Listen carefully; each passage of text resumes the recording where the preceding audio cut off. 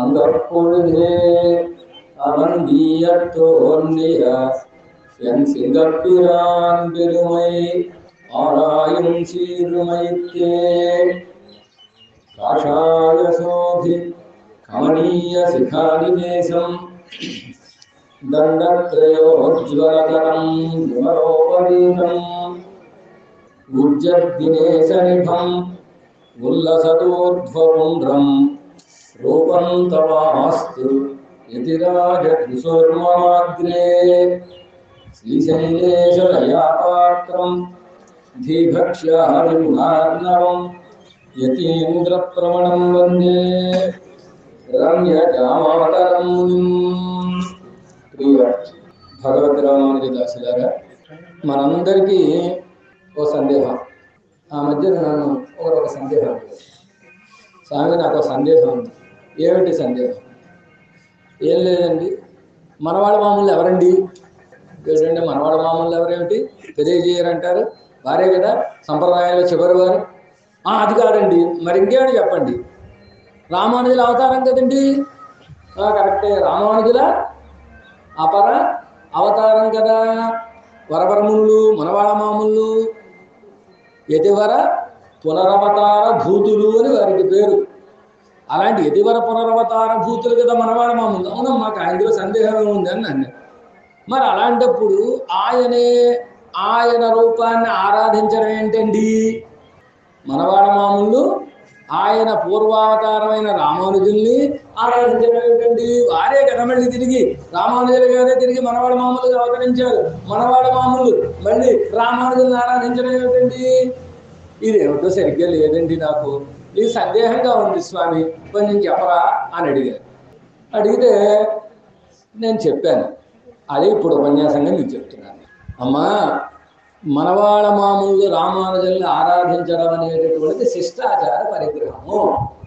శిష్టాచారం అంటే పెద్దలు దేన్నైతే ఆచరిస్తారో దానికి శిష్టాచారం అని పేరు కదా. వేదంలో ఉందా లేదా అని కూడా మనకొద్దు. ఆ వేదాలు చదువుకోవడం అది మనకి సాధ్యం కదా. ఆ పక్కన ఉన్నారు, వారు చదువుకుంటారు. మనకి వేదం చదివే అవకాశం ఏం లేదు.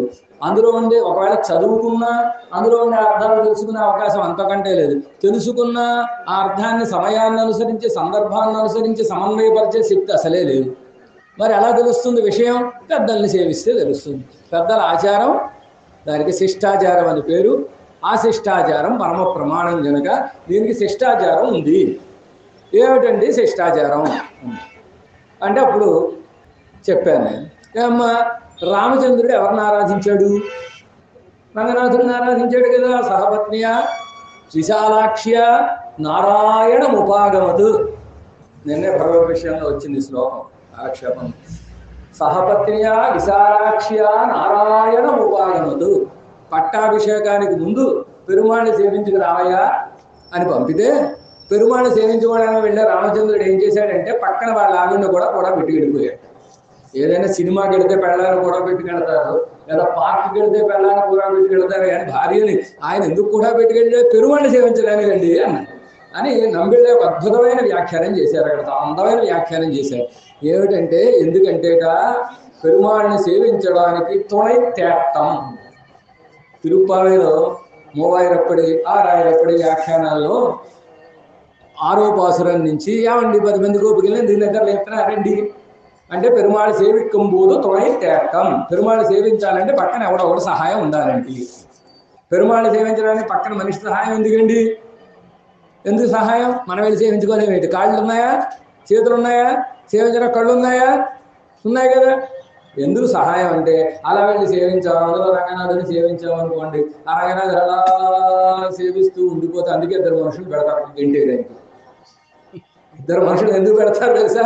రంగన సౌందర్యంలో మగ్నమైపోయి మనం ఉప్పొంగిపోయి ఆనందంతో కదలకుండా అక్కడే రాయిలా నిలబడిపోయావు అనుకోండి, అప్పుడు ఏమైపోతుంది? మిగిలిన వాళ్ళు నువ్వే సేవించుకుంటూ ఉంటే. అందుకోసం పక్కన ఓ మనిషి ఉండాలి. భార్యను ఎందుకు తీసుకెళ్ళాలి? ఎవడో రండి టైం అయిపోతుంది రండి అని తీసుకెళ్ళాలి. ఓ మనిషి ఉండాలి కదా కూడా. అందుకుట తుణై తేట్టం, అందుకు మనిషి సహాయం ఉండాలి. సీతమ్మ వారిని ఎందుకు తీసుకెళ్ళాడంటే రామచంద్రుడు రంగడి సేవకు గనక. రంగడి సేవలో మకరం అయిపోయి తిరువారాధన అలా చేస్తూ ఉండిపోతే పట్టాభిషేకం టైం అయిపోతే అప్పుడు ఎవరికి చేయాలి పట్టాభిషేకం? ఏమన్నా పట్టాభిషేకం టైం అయింది నడవండి అని చెవిలో చెప్పాలిగా, ఇలా కొట్టాలిగా, చెవిపొట్టికి ఈడ్చికెళ్ళాలి.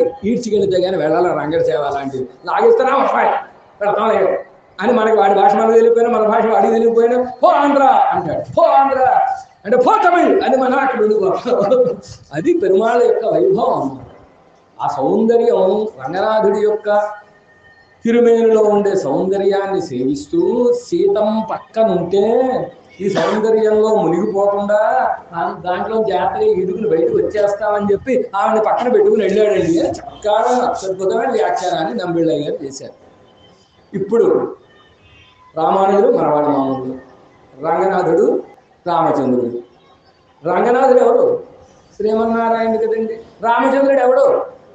శ్రీమన్నారాయణ అవతారంలో 7వ అవతారం కదండి. దశావతారాల్లో చూస్తే మరి శ్రీమన్నారాయణుడి అక్షావతారంగా వచ్చిన రంగనాథుడిని, శ్రీమన్నారాయణ విభావతారంగా వచ్చిన రామచంద్రుడు సేవించడం ఏంటండి చెప్పండి? ఆయన సేవిస్తే రామాయణం చెప్తుంటే చెవులు ఆడించుకుంటూ వింటారా? మనవాడ మామూలేమో ఉడయవారిని సేవించారు, ఎదురాజు చెప్పారు, ఆర్తి ప్రబంధం చెప్పారు అంటే అనుమానాలు వచ్చేస్తాయా? అక్కడ ఎందుకు రాలేదు అనుమానం? అక్కడ అనుమానమే, ఇక్కడ అనుమానం, కానీ ఆలోచించలేదు మనం. అక్కడ దాకా ఆలోచిస్తే ఈ అనుమానం అక్కడ వస్తుంది. అదే స్వామి కదండి. ఆ స్వామి తనని మళ్ళీ ఆరాధించాడు ఏమిటి అంటే పరాశర భట్టారకుల వారు శ్రీరంగరాజస్తవంలో శ్లోకాన్ని, అద్భుతమైన శ్లోకాన్ని అనుగ్రహించారు. ఎప్పుడైనా రంగడ వైభవం వినాలంటే భట్టర్ సూక్తులు ఉండాలి. భట్టర్ సూక్తి ద్వారానే వింటేనే ఆ వైభవం తెలుస్తుంది. రంగనాథుడి వైభవాన్ని చెప్పడానికి శ్రీరంగరాజ స్తవం అని 2 స్తవాల్ని, పూర్వ శతకం ఉత్తర శతకం అని 2 నిలిచారు. అందులో పూర్వ శతకంలో స్తోత్రం ప్రారంభించి అసలు నేను స్తోత్రం చేయడానికి నా దగ్గర యోగ్యత లేదయ్యా అన్నా. ఊరికొచ్చా ప్రతి వాళ్ళు అలాగే చెప్తారు. పూర్వజులు ఏ స్తోత్రం తీసుకోండి, నీ స్తోత్రం చేయడానికి నాకు శక్తి లేదు, యుక్తి లేదు, భక్తి లేదు అన్నీ చెప్పేసి అప్పుడు మొదలెట్టి స్తోత్రం చేస్తారు. ఇది మే సహస్ర వదనాది వైభవం నిజమర్పయే సకిల అంగచంద్రమాహ స్తుతి శక్తి అభావ విభవేపిచ భాగిత. భట్రవారు చెబుతున్నారు, ఓ రంగనాథ, ఎదిమే సహస్రవదనాది వైభవం నిజమర్పయేత్. నువ్వు గనక సహస్రవదనుడైనటువంటి ఆదిశేషుడి యొక్క వైభవం అంటే జ్ఞాన వైభవాన్ని నాకు అర్పించినచో అంటే ఇచ్చినచో.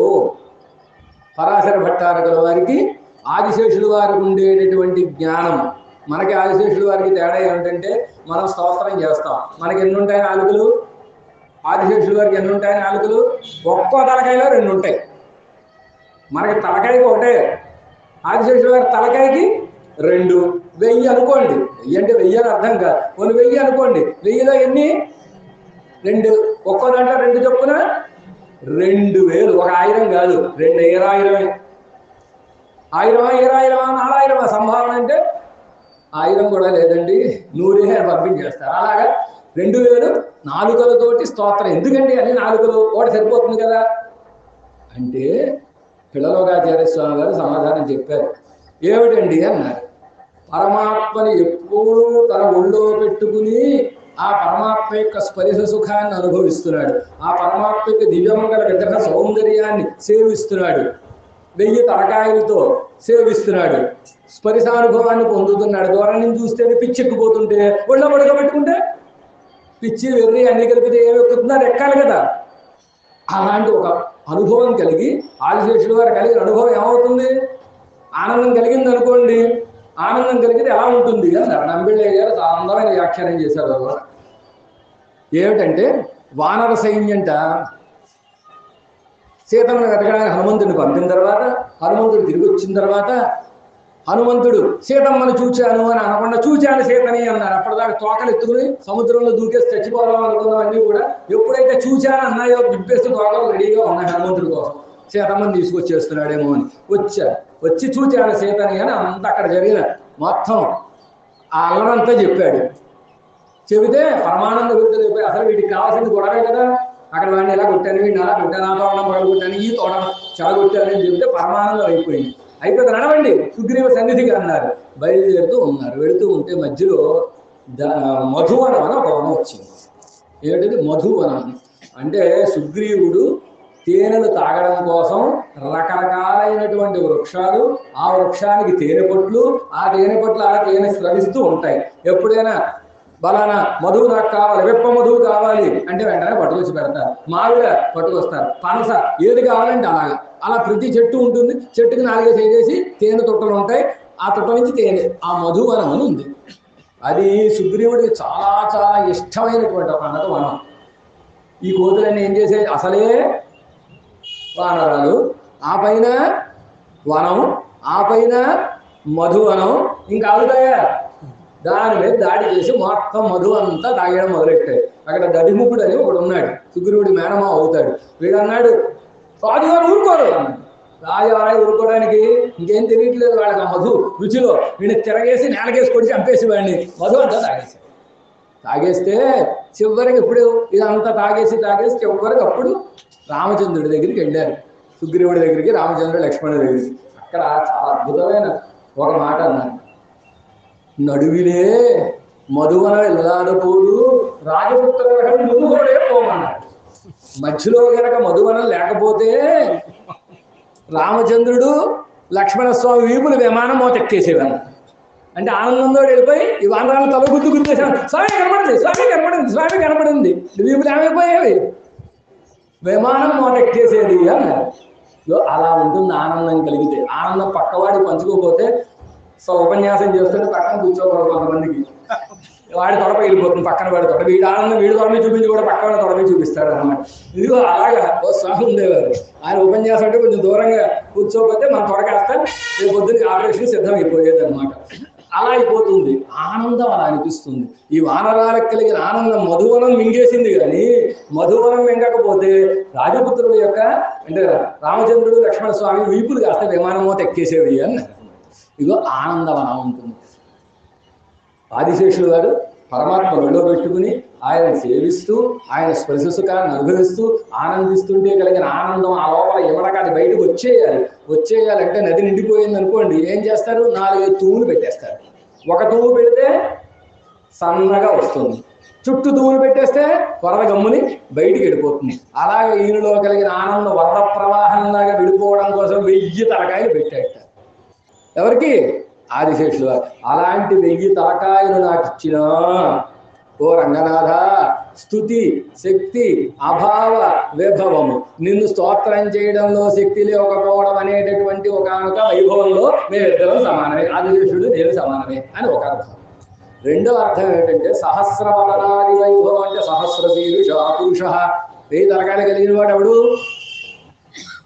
పరమాత్మ కదా, శ్రీమన్నారాయణుడు కదా. ఓ స్వామి, ఒకవేళ నీ 1000 తలకాయల వైభవాన్ని, నీ విశ్వరూప వైభవాన్ని, విరాట్ స్వరూప వైభవాన్ని, దానికి సంబంధించిన జ్ఞానాన్ని, దానికి సంబంధించిన సర్వజ్ఞత్వానికి, దానికి సంబంధించిన శక్తిని మొత్తం అంతటినీ నీవు నాకు అర్పించినా నిన్ను నేను స్తోత్రం చేయలేనయ్యా. మొదటిది బాగుంది కదా, రెండోది కొంచెం ఎబ్బెట్టిగా ఉన్నట్టుగా అనిపిస్తోంది కదా, అవునా కదా. ఆదిశేషుడు గారంటే స్తోత్రం. పరమాత్మ కూడా తనని తాను పౌడుకోలేడా చెప్పండి, అంటే సాధ్యం కాదు అన్నారు. పరమాత్మ వైభవం పరమాత్మ కూడా తెలియదండి. పరమాత్మ వైభవం పరమాత్మ కూడా తెలియదా. నవరు సర్వజ్ఞుడు అనేటటువంటి మాట ఏమైపోయింది ఇప్పుడు అంటే దానికి సమాధానం చెప్పారు. ఏమిటంటే పరమాత్మ యొక్క వైభవానికి హద్దు ఉంటే కదా పూర్తిగా తెలియడం. హద్దు లేనిది ఎలా తెలుస్తుంది, తెలియదు. కనుక హద్దు లేని వైభవం పరమాత్మది అని హద్దు లేనిది అని చెప్పడంలో దోషం ఏముంటుంది, ఉందా, దోషం లేదు అని పూర్వస్థాయిలో అని శ్రీస్తవంలో ఒక శ్లోకాన్ని ఇచ్చాడు. అమ్మా, నీ వైభవం నీకు తెలియదు, మీ ఆయనకి తెలియదు. ఏమన్నా నాకు తెలియదు మా ఆయనకి తెలియదా నా వైభవం అంటే మేమేమన్నా అజ్ఞులు అనుకుంటున్నావా, అశక్తులు అనుకుంటున్నావా అంటే కాదు కాదమ్మా, నీ వైభవానికి కానీ నీ భక్త వైభవానికి కానీ హద్దు లేదు. హద్దు లేని దాన్ని హద్దు లేదని చెప్పడం సత్యం, కానీ హద్దు లేని దాన్ని ఎంత అని చెప్పడం అసత్యం కదా. కనుక నీ వైభవం నువ్వు చెప్పుకోలేవు, మీ ఆయన్ని పెట్టి చెప్పిద్దాం అనుకున్నా ఆయన చెప్పలేడమ్మా అని చెప్పి నాకు ఒక ఉదాహరణ ఇచ్చాడు. వ్యోమాంభోజమిదం, వ్యోమాంభోజం అంటే ఆకాశ పుష్పం, గగన కుసుమం అంటారు కదా. గగన కుసుమం లేదని చెప్తే దీని పోటని గారు కూడా వాడుకున్నాడు. గగన కుసుమము లేదనినా గగన ప్రసూనము లేదనినా సర్వజ్ఞత్వమునకు భంగము వాటిల్లునే అన్నాడు. అంటే ఆకాశ పుష్పం లేదని చెబితే అప్పుడు వాడికి ఏం తెలియదు అంటారా? ఆకాశ పుష్పం ఉంటే కదా. ఆకాశ పుష్పం లేని దాన్ని లేదని చెప్పాలా?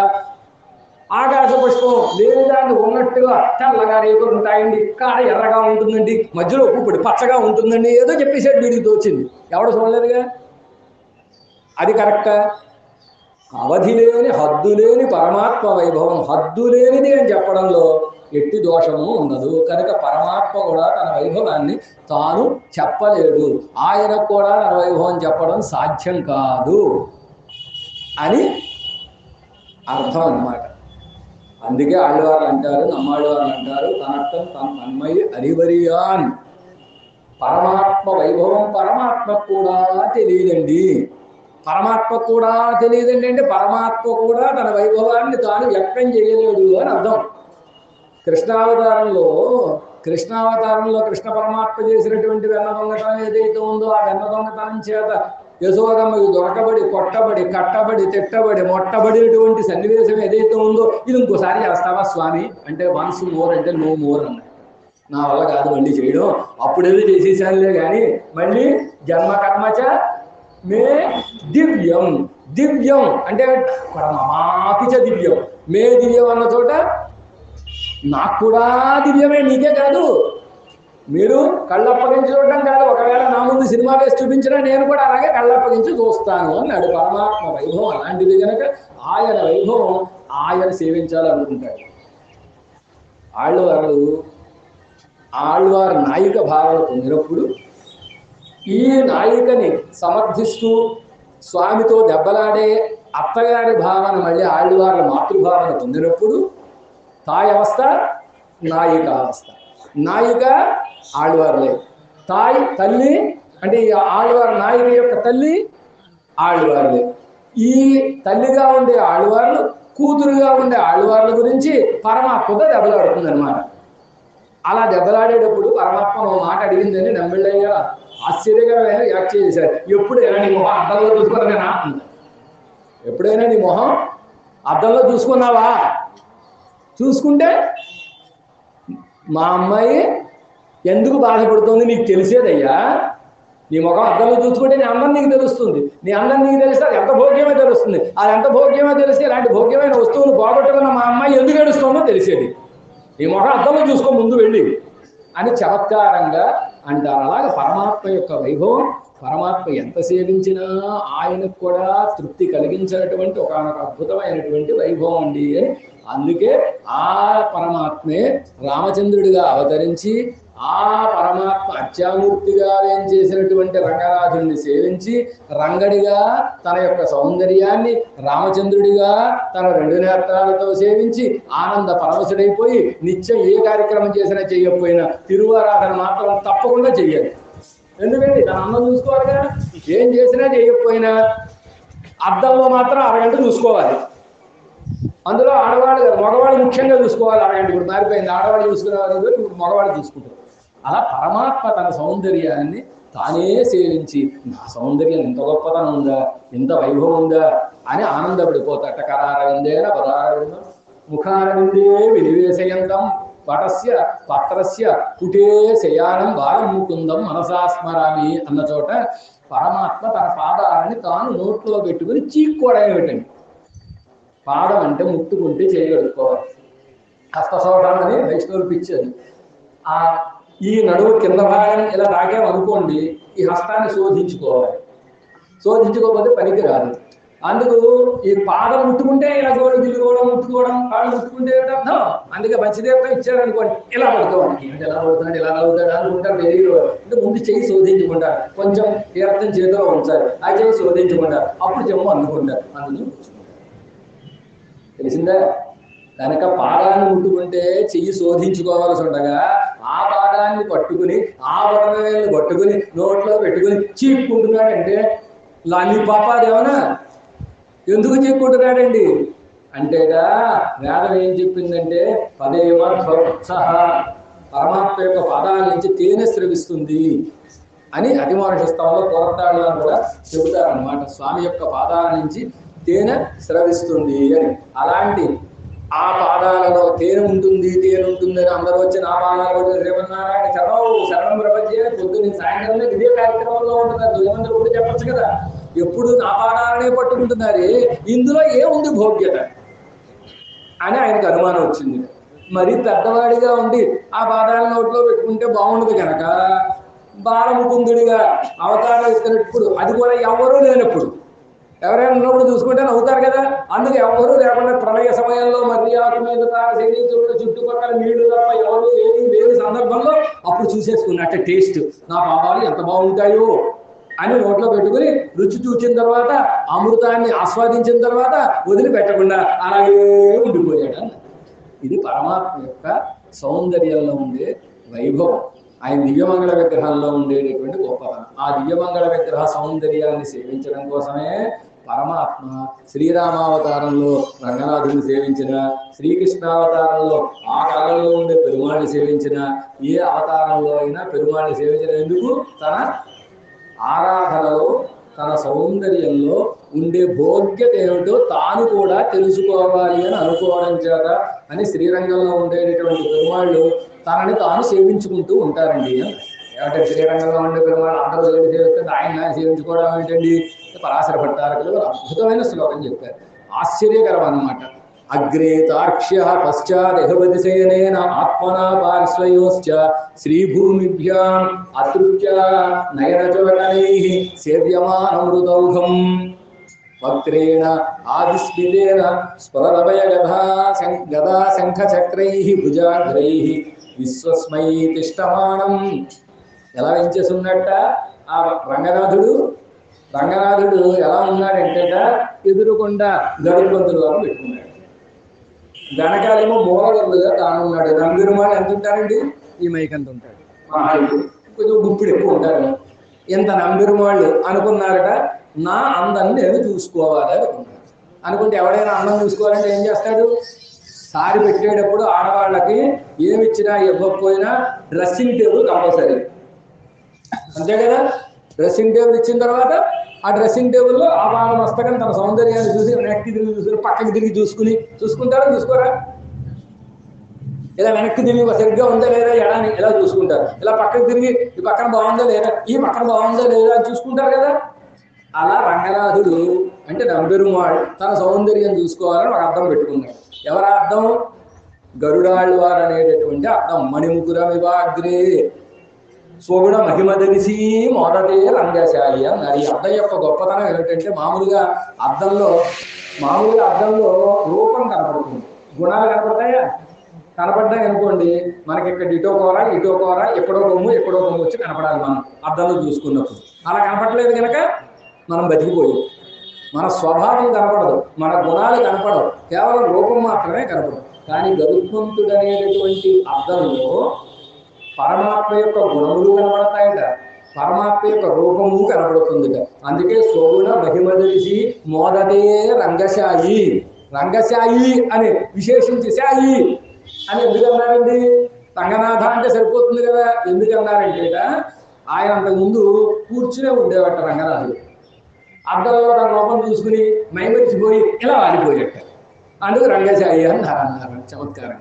అలాగా అర్థంలో చూసుకుని మరి ఎదరు చూసుకుంటున్నాడు. మరి ఈ పక్కన ఉండే అందం, ఈ పక్కన శ్రీదేవిలో దూరిపోయాట ఆయనే. శ్రీదేవి ద్వారా కుడి పారిశ్వ సౌందర్యాన్ని, ఎడమవైపు భూదేవి ద్వారా ఎడమ పారిశ్వ సౌందర్యాన్ని. మరి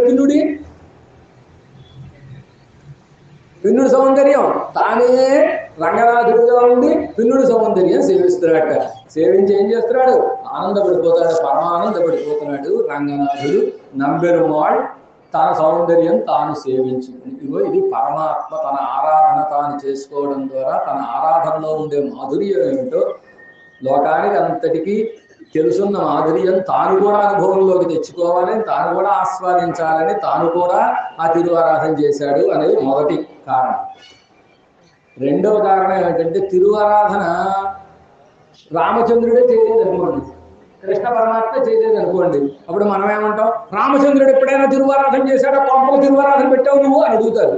ఒకవేళ ఏమైనా కర్మగాలి ఒకటి రెండు చిన్న చిన్న విగ్రహాలు తెచ్చుకుని ఆరాధన పెట్టుకుందాం అనుకోండి, ఎవడుతాడు ఎప్పుడైనా రామచంద్రుడు చేసినట్టు చూపించు, కృష్ణ పరమాత్మ చేసినట్టు చూపించు అని లోక సంగ్రహమే వాటి అని గీతలో పరమాత్మ చెప్పాడు కదా. నేను నమాని కర్మాణి లింబంతి నమే కర్మ ఫలే స్పృహ. గీతలో పరమాత్మ చెప్పాడు, అర్జున నన్ను కర్మలు అంటవయ్యా, నాకు కర్మ ఫలము యందు స్పృహ కూడా లేదయ్యా, మరి ఎందుకు చేస్తున్నావు బావా అన్నాడు. ఎందుకు చేస్తున్నావు? లోక సంగ్రహం ఏవాపి. నేను చేయకపోతే అందరూ ఎగ్గొట్టేసి కృష్ణ పరమాత్మ సంధ్యావందనం చేశాడా భట్ల స్వామి చేయడానికి, లేకపోతే వెంకటాచార్యం చేయడం, ఆయనే చేయనప్పుడు ఈయన ఎందుకు చేయడం అంటారు. అందుకు పెద్దలుగా ఉండేవారు, లోకానికి ఆదర్శ పురుషులుగా వెలిగేటటువంటి వారు, వాళ్ళు జాగ్రత్తగా ఉండాలి. వాళ్ళు సరైన అనుష్ఠానం కలిగి ఉంటే వారిని అనుసరించిన మిగిలిన వాళ్ళు సరైన అనుష్ఠానంలో ఉంటారు. వీరే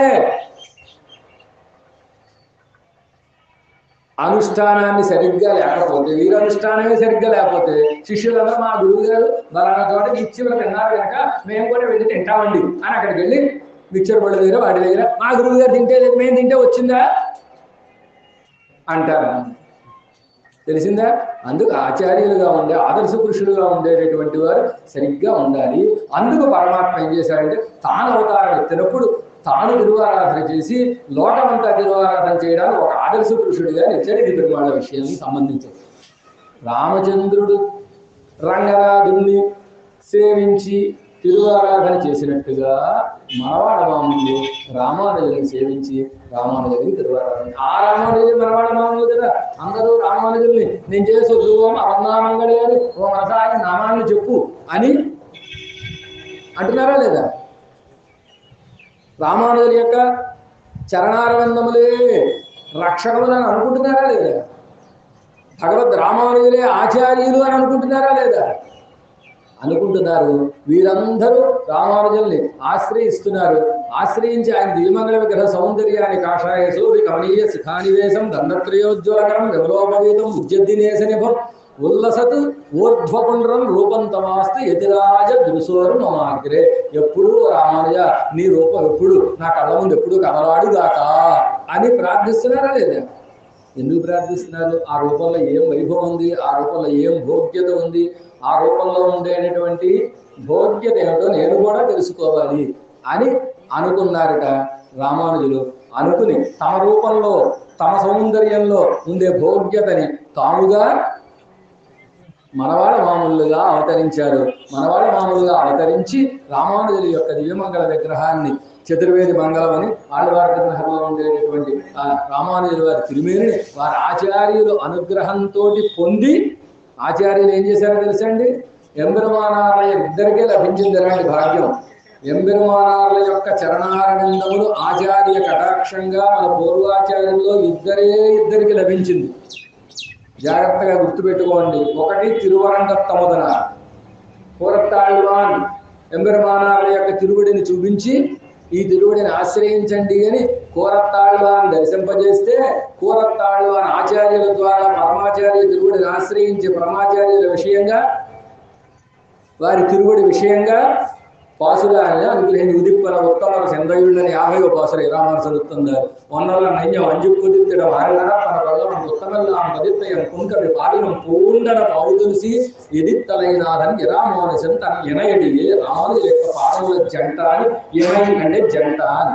జంట అని ఎందుకు చెప్పారంటే ఆ సౌందర్యం చెప్పబడుతోందండి అన్నారు. అలాగే ద్వయమంత్రంలో చర నవ్వు అన్న చోట ద్వివచనం ఎందుకు చెప్పారండి అన్నారు. ద్వివచనం ఎందుకు చెప్పారు అంటే ఆ పాదములు పొందికగా అమరి ఉండడం ద్వారా సౌందర్యము, పావనత్వము, భోగ్యత్వము ఏవైతే ఉన్నాయో ఇవి చెప్పబడుతున్నాయండి ద్వివచనం చేత. వీటికి సాటొచ్చేటటువంటి పాదములు ఇంకోటి లేవండి అని చెబుతున్నారు. ద్వివచనానికి ఉండే గొప్పతనం ఏమిటంటే ఒకటి తీసేస్తే ఏకవచనం అయిపోతుంది, ఒకటి కలిపితే బహువచనం అయిపోతుంది. బహువచనం ఉందనుకోండి, ఒకటి తీసేశారనుకోండి బహువచనంగానే మిగులుతుంది. చాలా సందర్భాల్లో 3 ఉంటే తప్ప. అంటే 100లో ఉంటే ఒకటి తీసేసాం అనుకోండి, 100 బహువచనం, 99 బహువచనమేనా కాదా? 99 బహువచనమే అవుతుంది. అలా బహువచనానికి ఉంది కానీ ద్వివచనానికి మాత్రం సాటొచ్చే ఇంకోటి లేనే లేదు గనక అలాంటి ద్వివచనం లాంటివి ఈ పాదాలు అని అని దివచనంలో చెప్పారు అని ఆ పావనత్వ భోగ్యత్వ సౌందర్యములన్నీ చెప్పారు అని అలాంటి రామానుజుల యొక్క పాదముల జంట ఈ పాదముల జంట ఎక్కడ ఉన్నాయండి ఉదిప్పన ఉత్తమర సింధయుడు ఉత్తముల యొక్క హృదయాలలో ఉదయించాయండి అన్నారు వందల నెంజం అంజిప్పొదిత్తేద మారినరప్పన దుర్మార్గులుగా అంటే పరమాత్మ వైభవాన్ని మసిపూసి మారేడుకాయ చేసి దాన్ని వేరుగా లోకంలో ప్రచారం చేసే వాళ్ళ హృదయాల్లో రివర్స్గా వాళ్ళని మర్దన చేసేటట్టుగా వాళ్ళని తొక్కి పడేసేటట్టుగా నడిచాయండి మారి నడప్పన అంటే రివర్స్లో నడిచాయి అంటే వాళ్ళని అనగదొక్కేయి అని అర్థం అనమాట కొళ్ళవన్ కొత్తమెల్లాంబదితే ఎన్ పుంకవి పావిరం పోండన నా పాసురాల్ని ఆ పాదాల చుట్టూ అలా మాలగా ఆయన స్వీకరించారండి అని అలాంటి పాదార గంధములు ఎంబెరుమానార్లవి అని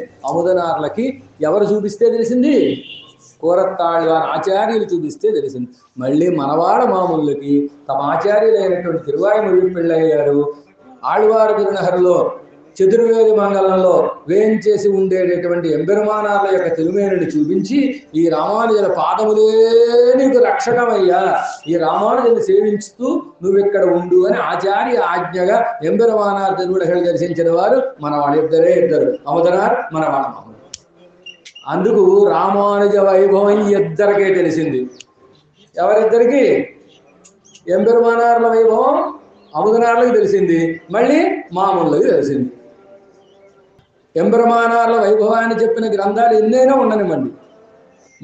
ఉండనివ్వండి ద్రవిడంలో అత్యుత్తమమైనటువంటి గ్రంథం ఇరామానుషులుత్తందాన్ని సంస్కృత భాషలో అత్యుత్తమమైనటువంటి గ్రంథం యతిరాజ వింశతి ఇంకా మిగిలిన లేవు ఇటుకి సాటిరా ఏమిటి రెండు గ్రంథాలకు ఉండే గొప్పతనం అంటే ఆర్తి బాగా కూడి ఉన్న పాసురాలు ఎంబెరుమానార్ల విషయంలో ఉండే ఆర్తిని బాగా కూర్చడం అంటే పైన పెట్టడం కాదు తారాజువ్వలు కూరడం ఎప్పుడైనా చూసారా మీరు దీపావళి తారాజువ్వలు కూరతారు తారాజువ్వలు కూరాలంటే ఒక సుత్తి ఓ మేకు ఉంటుంది ఆ గొట్టాలు ఏం చేస్తారంటే పేకతోటి చేసి దానిపైన నార చుడతారు చుట్టి దాంట్లో మేకు పెట్టి పైన ఠపా కొడతారు ఎందుకు అలా కొడతారు తెలుసా ఎత్తుకు వెళ్ళాలంటే అంత గట్టిగా కూరితేనే పైకి లేస్తుంది అముదనార్లు తమ పాసురాల్లో ఎంబెరుమానార్ల విషయంలో ఉండే ఆర్తిని అలా నింపేశారనమాట అలా ముట్టుకుంటే చాలు పాసులు అలా ముట్టుకుంటే చాలు మనమంతా తడిసిపోవడం ఆర్తితోటి తడిసిపోవడం అంటే అద్భుతమైనటువంటి పాసురాల్ని అముదనార్లు అనుగ్రహించారు మళ్ళీ అంతే ఆర్తి యతిరాజ వింశతిలో మళ్ళీ మనకి కనిపిస్తుంది వృత్యాపసు నరవపుష్పమీదృశోపి శృత్యాది సిద్ధ నిఖిలాత్మ గుణాశ్రయం అని ఇచ్చాదరేణ కృతినోపి మిథ ప్రవక్తం అని ఈ విధంగా ఇంతటి ఆర్తితోటి చెప్పిన వాళ్ళు ఇద్దరు ఆర్తి ప్రబంధం తీసి పక్కన పెట్టండి అది పట్టణ పాఠనాల్లో లేనిది కనుక దాని గురించి మనం పెద్దగా ఇక్కడ చర్చ అనవసరం కనుక ఈ రామానుజునుతుంది అది రెండు యతిరాజ వింశతి ఈ రెండు ప్రబంధాలు కనుక రామానుజనుత్తందాన్ని అనుగ్రహించిన అముదనార్ల ఆచార్య కటాక్షంతో ఎంబెరుమానార్ల తిరువడిని దర్శించి ఎంబెరుమానార్ల వైభవాన్ని తెలుసుకుని పాడారు ఆచార్య కటాక్షంతో తిరువాయిమొഴി పిళ్ళయ్య గారి కటాక్షంతో ఎంబెరుమానార్ల యొక్క తిరుమేనిని పొంది వారికి కైంకర్యం చేసి ఎంబెరుమానార్ల మీద ప్రీతిని పెంచుకుని ఆర్తిని పెంచుకుని ఉన్నవారు మనవాళ మామూలు కనుక మనవాళ మామూలు రామానుజులు తానే మనవాళ మామూలుగా అవతరించి అందరూ నన్ను సేవిస్తున్నారు అముదనార్లు 108 పాసురాలు చెప్పేశారు ఏమిటో ఈ వైభవం ఎలా ఉంటుందో ఒకసారి వచ్చి చూస్తే బాగుంటుంది అని తమని తాము అద్దంలో చూసుకున్నట్టుగా మనవాళ మామూలుగా రామానుజులు తమని తాము సేవించుకున్నారు ఇందులో దోషం ఏమీ లేదండి అద్దంలో చూసుకున్నట్టే లెక్క అని చెప్పారు ఇంకా రెండవది ఎలా అయితే పరమాత్మ లోకమంతా తనను అనుసరించి తాను చేసిన దాన్ని ఆచరిస్తారు కనుక మనవాళ మామూళ్ళు కూడా రామానుజులను తాను సేవించి ఆచార్య గోష్ఠిలో చెట్ట చివరి వారికి ఎవరి యందు నిష్ఠ నంబెరుమాళ్ళ యందు కాదు నంబెరుమాళ్ళకి ఆచార్యత్వం వహించారు ఆచార్యత్వం వహించడానికి ఎందువల్ల వచ్చింది ఎంబెరుమానార్ల యందు నిష్ఠ ఉండడం చేత నంబెరుమాళ్ళకి ఆచార్యత్వం వహించే ఒకనొక గొప్పతనం అక్కడ సేవించలేకపోయాం రామానుజుల వారి దగ్గర గద్యత్రయం విన్నాం కానీ భగవద్ విషయం వెళ్ళలేకపోయాం కనుక మీ దగ్గర వింటాము అని వీరి దగ్గర వినేటట్టుగా ఎంతటి గొప్పతనం వీరికి వచ్చిందంటే ఎంబెరుమానార్లు సేవించడం చేత మనవాడ మామూలు తాము రామానుజ అపరావతారమైనప్పటికీ రామానుజ వైభవాన్ని తాము సేవించి దాన్ని అనుభవించి ఆనందంతో మనసులో ఉబ్బి తబ్బిపోయిపోయి ఆనందం అంతా తాను పొందినటువంటి స్థితి మనకి మామూలుగా చూపించారు అని దీనికి సమాధానం. చాలా విశేషాలు ఉన్నాయి అన్నమాట. పెరుమాళ వైభవాన్ని, ఆచార్య వైభవాన్ని ఎంత చెప్తే మాత్రం పూర్తవుతుంది. ఉన్న సమయాన్ని బట్టి నేను మీకు విన్నపం చేశాను. ఈ అవకాశాన్ని ఇచ్చిన పెద్దలను మరొకసారి సేవిస్తూ జై రామానుజం.